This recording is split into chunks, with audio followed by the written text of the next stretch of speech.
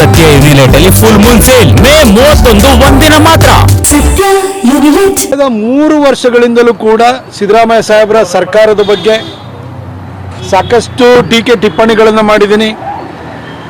ಅವರ ಆಡಳಿತ ವೈಖರಿಯ ಬಗ್ಗೆ, ಅವರ ಸರ್ಕಾರದ ಧೋರಣೆಯ ಬಗ್ಗೆ, ಓಲೈಕೆ ಬಗ್ಗೆ, ಈ ಥರ ಬಹಳಷ್ಟು ವಿಚಾರಗಳ ಬಗ್ಗೆ ನಾನು ಕಟುವಾಗಿ ಟೀಕೆಯನ್ನು ಕೂಡ ಮಾಡಿದ್ದೀನಿ.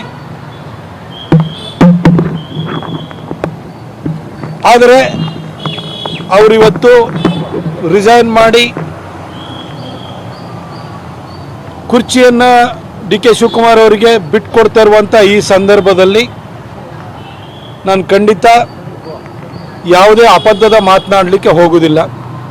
ಯಾಕಂದರೆ ಅವರು ಆಡಳಿತದಲ್ಲಿದ್ದಾಗ ಏನೇನು ಹೇಳಬೇಕು, ಏನೇನು ಟೀಕೆಗಳು ಮಾಡಬೇಕು ಇವೆಲ್ಲ ಮಾಡಾಗಿದೆ.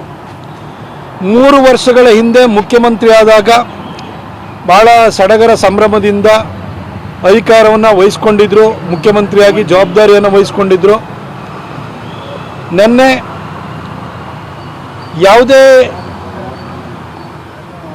ರಂಪ ರಗಳೆಗಳಿಲ್ಲದೆ ಗೌರವಯುತವಾಗಿ ಆ ಚೇರನ್ನು ಬಿಟ್ಟು ಕೂಡ ಕೆಳಗಿಳಿದಿದ್ದಾರೆ.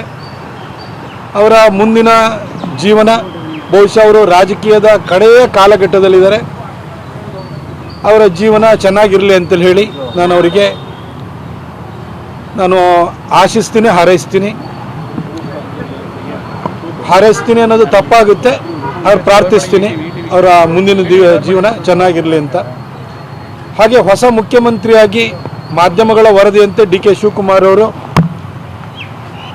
ಪದಗ್ರಹಣವನ್ನು ಇನ್ನು ಕೆಲವೇ ದಿನಗಳಲ್ಲಿ ಮಾಡಲಿದ್ದಾರೆ.